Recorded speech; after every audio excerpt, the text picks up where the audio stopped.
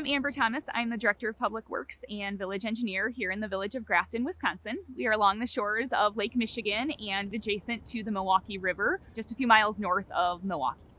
A lot of our wastewater that we take in is from residential sources, so houses, apartments, things like that. But we do have some commercial and industrial users such as car washes, restaurants, things like that.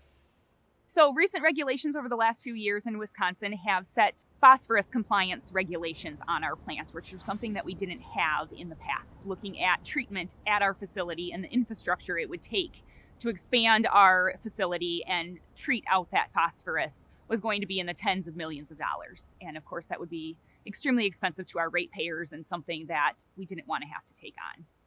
So as we started looking into what this new phosphorus compliance meant, we realized that, yes, we definitely have phosphorus, from our residential users coming through our wastewater treatment plant. But when we look at the Milwaukee River here, a lot of the phosphorus that's making it to the river is not from our plant. So that's where it made sense to kind of look at other options to treat and to remove that phosphorus from the river.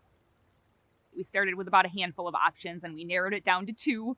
One of them would be installing that infrastructure at our current plant, which was very expensive. And the other one was working with farmers in our area upstream. As we researched it more and we learned more, we understood that a majority of the phosphorus in our Milwaukee River is most likely coming off of farm fields. So it seemed like the right choice, not only financially for our ratepayers and for our staff, but also for actual increase in the healthiness of the river to work with our farmers. And it's kind of a win-win, right? Keeping the phosphorus on their farm fields is good for their practices as well. We have our world of wastewater and things like that, and farming is not our background. And so we worked both with Sand County Foundation as well as our local partners here in Ozaukee County. They have land and water staff that work with our farmers on a daily basis and had already built those relationships. We are using funds to pay our local farmers to put in sustainable practices. To this point, it's been mostly cover crops and either a no-till or a low-till farming practice, and encouraging them to use those practices and giving them incentive payments to use those practices. And then we actually go out into the river and take samples on a monthly basis through the growing season so that we can see if our practices that we're helping them with make a difference in the water quality. We're working with our partners to look at farm fields individually and determine, based on the type of soil or the lay of the land, what practices would help them the most to keep their nutrients on their farm and in turn, obviously, keep them out of the river. My name is Greg Olson. I'm Sand County Foundation's Field Project Director. Related to the work that's being done to help the Village of Grafton with their permit compliance, I do a lot of the outreach to the farmers initially when they started the program, and then I also was building the whole performance-based conservation system that was needed to actually meet the permit compliance. And then we moved into the next phase where we're turning it over to an actual agronomist that is hired by the wastewater treatment plant's contract engineer. The standard model for conservation is utilizing programs that are what we call pay for practice. They'll pay for a certain number of acres of cover crops to be placed on the land. And then there's really no quantification done on that. It's just a reporting on how many acres of cover crops you put out there. And that system doesn't really work from a permit compliance because the Village of Grafton is looking to reduce or offset what they're putting out of their plant. So the bottom line is they need numbers on how much phosphorus is not making it into the river because that's how they reach their compliance. So performance-based conservation is actually switching from the pay-for-practice model. And now what it is actually looking at the results of what that practice does from a loss perspective. How much sediment loss, how much phosphorus loss has been abated, and then you pay based on that amount. So it's a quantification process. We actually were able to get a grant to do a lot of the administrative work and work with the farmers from the Fund for Lake Michigan. You want to work with the farmers that are interested.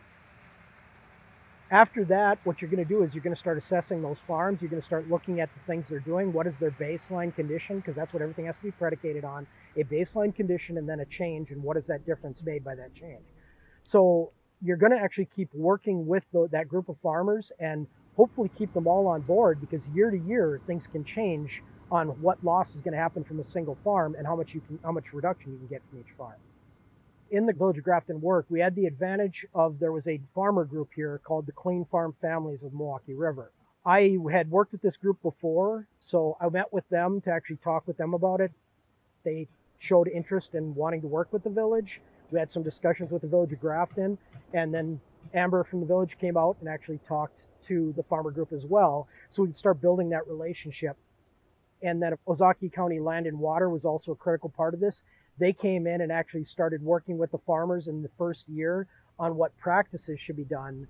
And then I did all the quantification, utilizing a model called SNAP Plus, which allows me to calculate what the actual phosphorus loss and sediment loss reductions were.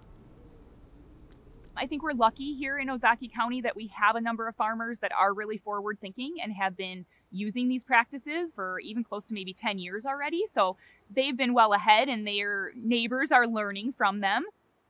There's also farmers that are insistent that they farm the same way that their parents and their grandparents did, and they're not really open to change. And so we have to understand that that's okay, and it might take time.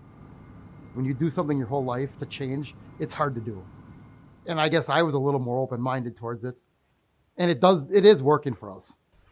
The name of our farm is Highline Farms. I farm with Rick Lunzer. We're in southeast Wisconsin, Ozaukee County, in the town of Fredonia. This was a dairy farm up until 2016, and we transitioned into cash cropping and raising beef steers. We're about 10 miles northeast of Grafton. We do no-till and cover crop on about 500 acres. For different practices we do, we get paid for what we do. The Grafton people have agronomists hired, and they kind of take care of watching your practices for you. So there's really no extra work. To Grafton's credit, they actually were willing to start working with farmers before their permit compliance period started, which is actually the way this should work. You need to build the relationships and then take it forward from there. If you start cold with the farmers, you're going to probably have a lot of problems up front.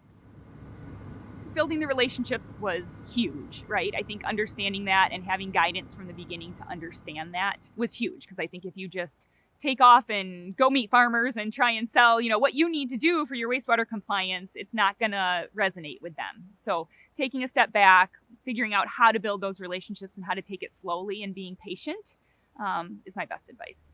Understanding how to present it to the farmers of, yes, it helps our compliance, which is why we're willing to put some dollars towards it. But in the end, it also really helps their farming practices and their production.